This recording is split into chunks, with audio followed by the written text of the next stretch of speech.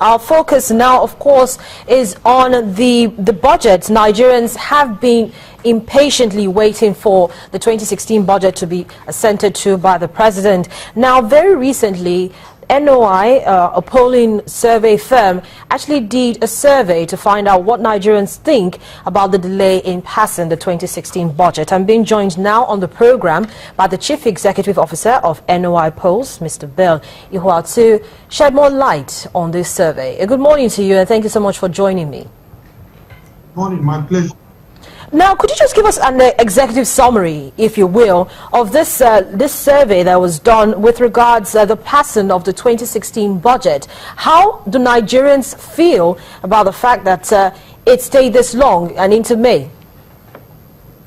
Yes, I think first things first, to lay some foundation. We're all aware of when the budget was submitted to the National Assembly, thereafter when the budget went missing, also when the budget was withdrawn, and when the budget was resubmitted, and when the budget was considered in the National Assembly. So I think to a large extent the background speaks for itself, and NOIPolls thought it was important to find out the opinion of Nigerians as regards what they think is happening with the budget. Interestingly, most of those we polled, majority, at least 81%, of Nigerians expressed their concern regarding the delay with passing the budget. In fact, many of them said that the passing of the budget is long overdue.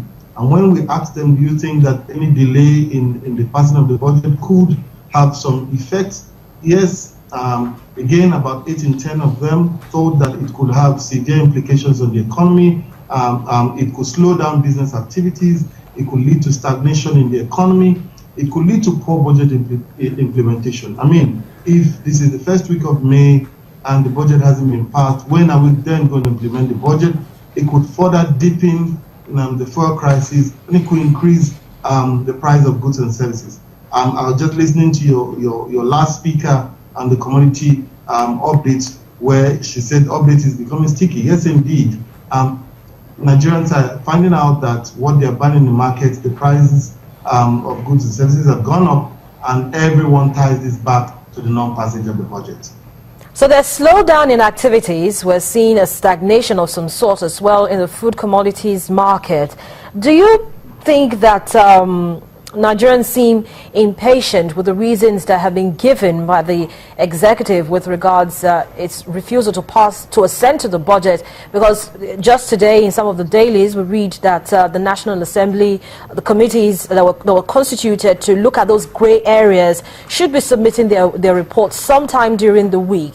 Do you think that Nigerians are actually satisfied with the reasons given for the delay in passing of the budget and assenting to the budget? Well, our findings show that Nigerians are not satisfied. Of course, as you know, government is a major spender. Government spends and has a major implication on the economy. So the lack of non-spending on the part of government because the budget hasn't been passed is severely impacting the economy. So a lot of Nigerians are saying that it could lead to further deepening of the standard of living. It could lead to increase in unemployment rates, and of course that it could stagnate the flow of cash in the system. So, according to your report, the questionnaire was administered to only respondents who were knowledgeable about the Nigerian budget. Now, based on that, some actually said that some specific sectors of the economy should be given priority. Let me just mention them. Agriculture was one such sector that was said to be given priority to. Education, job creation, health, and power, in that order. Why do you think that they decided to choose these sectors for the budget to really focus on, and not capital spending, capital projects, doing infrastructure, roads and power? Very, very good question, I must say, and I think the data speaks for itself from a perspective of a pollster. The Nigerian government has been talking a lot about diversifying the economy, an economy that is moving away from crude oil revenue. So the choice of Nigerians, or the selection that there should be investment in the agricultural sector, or the focus should be in the agricultural sector, education sector and job creation sort of ties in. So agriculture is that sector which we believe we have the potentials, we have the arable land that are currently being untapped. Government needs to focus their attention on agriculture. Then education. Of course, education is the sort of interlay that ties across the various sectors. A robust educational system, it's been argued, would lead to a prosperous economy. And of course, job creation, there are severe issues with unemployment at the moment, with a bulging youth population where the population less than 35 are over 60% of the population. It shows you that unemployment definitely is a major issue that Nigerians are looking forward to. So these are raw opinions of Nigerians, the ordinary men and women on the street of the country, expressing their opinions and concerns about the delay with respect to passing the budget. But then when you started this conversation, you remarked about the fact that a lot of people had complained that because the budget had not been passed, there was a slowdown in activities. Now, correct me if I'm wrong, infrastructure kind of plays a very heavy role in all of these other sectors that have been mentioned: agriculture, education, health. These sectors critically need very important infrastructure. So if we do not have increase in capital spending, in terms of creating, or in terms of doing roads, in terms of making sure the infrastructure works, how do you think these other sectors will fare? I mean, you're absolutely right. Infrastructure plays a huge role, and there you can see they also mentioned power. They also mentioned infrastructure. Infrastructure comes, I think, about 7th on the list.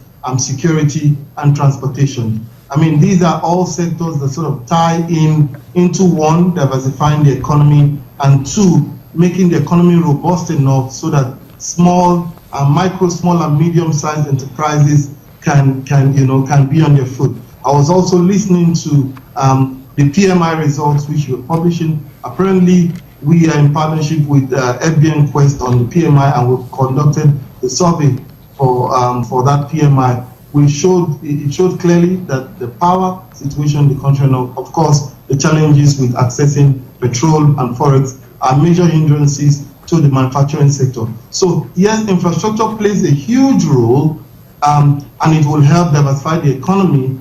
But agriculture, education, and job creation are sort of the top priorities Nigerians think, from their estimation, more focus should be put on. Do your respondents agree that with the lack of a working budget, we've seen continued rise in goods and services? Good, you mentioned the PMI, the Purchasing Managers Index that was just released today in conjunction with NOIPolls. Inflation is in double digit. Does your poll or do your respondents agree with the fact that lack of a working budget will continue to lead to an increase in goods and services in the coming month? Absolutely. I think they are already expressing those concerns. If you go to the market today, what you used to buy, a bag of rice or gari 2 months or 3 months ago, is currently not what you buy. And these concerns are what is being expressed. I think overall, or at the end of the day, the onus is for the National Assembly and the executive arm of government to sort of put heads together to see how they can pass this budget and make sure that the budget is worthwhile for the average Nigerian man. So in the days to come, we'll keep our fingers crossed and, of course, continue to look out for that data that comes out from survey firms just like yours. Mr. Ihua, thank you so much for joining me on the program and shedding more light on those numbers.